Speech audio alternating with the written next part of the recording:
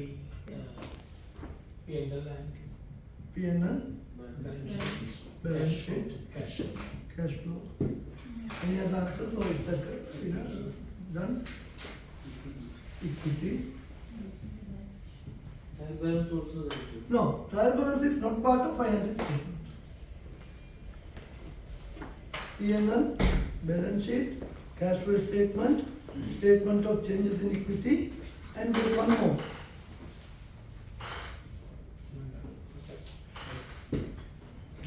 Oh, you categorize your financial statement into 5 segments or 5 components. We don't name it P&L now. It is a statement of profit and loss. Before it was income statement, then they again changed to statement of profit and loss and other comprehensive income. We will discuss that what are those items, and then there is no balance sheet anymore. That is the statement of financial position. And then the statement of cash flow, statement of changes in equity, and disclosure notes. If I ask you another question, what are the elements of financial statement? These are components. What are the elements?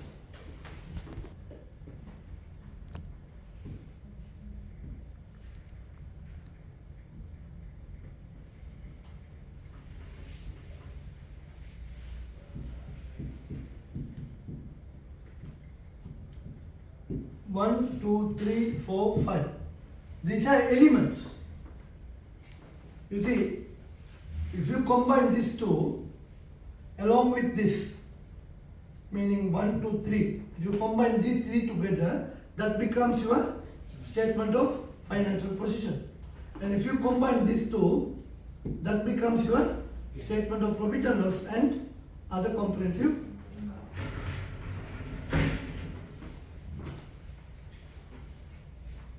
So, it's like a overlapping scenario, like this.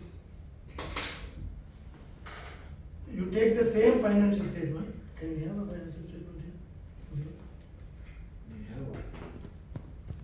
One way of reading it, components.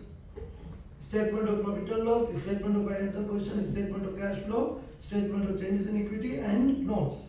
Another way of reading it is elements. Assets, liabilities, income, expense, and equity. Is that clear? Financial accounting. Another one we call it management accounting, and also one more, financial management. There are 3 different accounting practice. One specifically on financial accounting, that is where we are in now. We talk about this.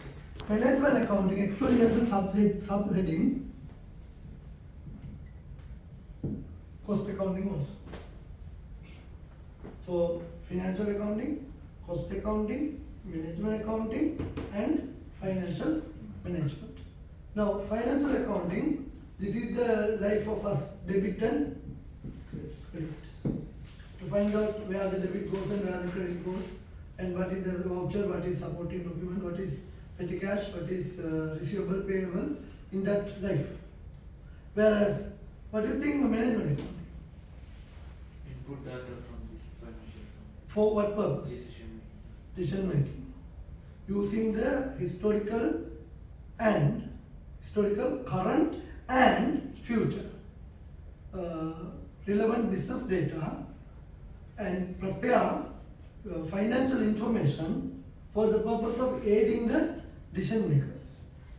These include pricing, shutdown decisions, costing decisions, estimates, budgets, plan, forecast. All this will come in this. Cost accounting actually micro. Like if you take cigarette for example. Now what is the applicable cost of each of the cigarette? And then Management accounting is macro, gross level. You will learn all this under management accounting. What is financial management? Finance manager. Also you might find senior accountant. The senior accountant job normally live with these financial accounting practices. Whereas in order to manage the finances in the proper way, so that there is no turbulent situation in the company, that is one of the practice of financial management. Treasury,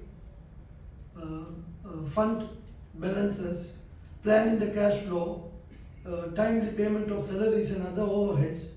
Is all the job of financial management. There you will study working capital theory, you will study what you call foreign currency, risk management, portfolio theory, all that will go there. Clear? So, classified here, non-quantitative and quantitative. This is the qualitative information, in other words. This is qualitative information, that is quantitative, and quantitative information, we have accounting and non-accounting. For example, sales for the week, accounting information. And we may also have non-accounting information, like number of staff attended on the production factory. And then we have operating information, financial accounting and management accounting information, which also comes in there.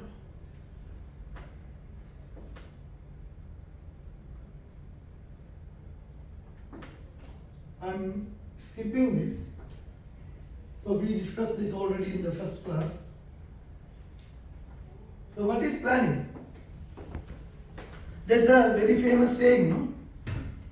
Failing to Plan and planning to fail.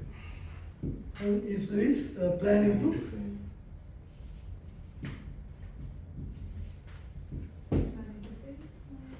If you fail to plan, that is planning to fail.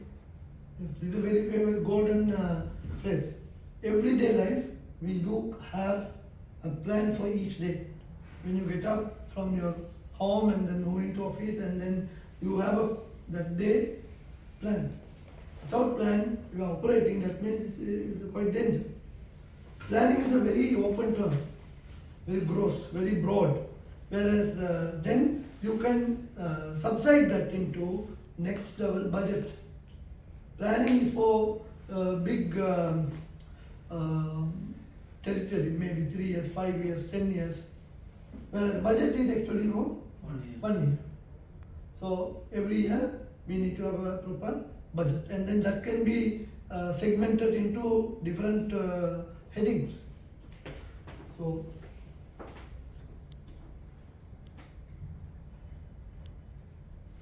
another connected word with planning is control. Having a plan and you don't have a proper strategy for control, and then there is no point of that plan. You always have something called variance analysis. You compare that with your actual, with what you have planned for. So I should have discussed it very fast, but anyway.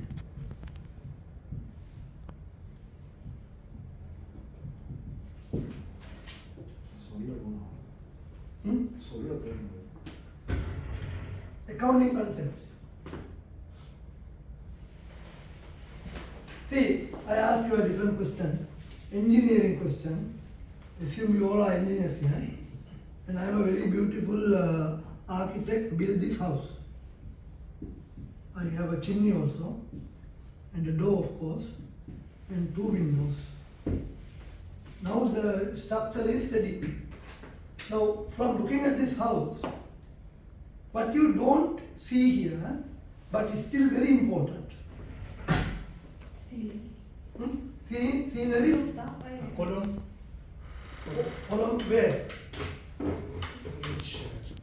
Okay, column where? According along with the walls, or No, in the are pillars of our accounting.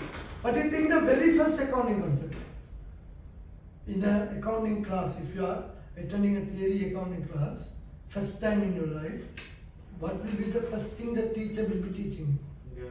Principles of Resources. principle. Yeah, first. What What is the first principle he will be teaching? Anything in order you can tell. No? Yeah. Accounting entity. Hmm? Accounting entity. No. Main one. Accounting Entity. entity. I would don't add the word accounting. Entity concept. What is the entity concept? Business and the person are two different. Business and the owners are separate and distinct persons. That's how we developed our accounting equation actually. We said that asset is equal to equity plus liability. This developed because of this entity concept. The owner and the business are two and separate entities. So this is one concept. Likewise, there are so many others. Another concept, going concern. What time we are going home? What is going concern? And business. Whatever happens, Business. continues the See, today I start a small boutique. My intention is to close this week. No. So I want to grow as a huge high-rise building in New York. This is my intention. So when you are establishing a business, the business will continue for an unforeseeable future period. You never know. Now we have this symbol, Infinity. infinity. So business will continue for this long period without having an intention to close down the business or to curtail its operation severely. Now when I prepare my financial statement, in the statement of financial position, I have two sections, current and non-current. Now what is the definition of non-current? Any item which will evolve a period more than 12 months. From where this categorization coming? From the going concern. If I will, if my going concern assumption is not valid, can I keep the asset for more than 12 months? I have to close it tomorrow. I can't have any non-current asset. So I have to reclassify all my non-current asset to current asset. Likewise, your non-current liabilities, you have to reclassify to current liabilities if your going concern assumption is not valid. Clear? So that is going concern. Also we have accrual. Accrual concept. You put past entries. So now please tell that what is accrual. Accrual means we are recognizing the. What is generated or realized and what is incurred. Not what is paid or not what is received. This is what also we have another name, matching concept. We interchangeably use accrual concept and matching concept to elaborate that. And coming based because of the accrual concept only, I have accrued expense and prepayments. Accrued expenses are what? I have incurred some expenses, but yet I have not paid for. I may have to pay in the next month. So then I need to recognize that as my liability. Whereas prepayments, I have paid already, but expenses are not incurred yet. Is that clear? So, The rent you are paying for us. the important concept is prudence.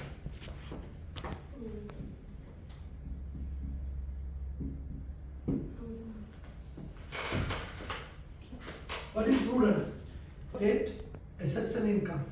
Having said that, all prudence also dangerous. So, any known expenses yet to incur, but it is better to anticipate.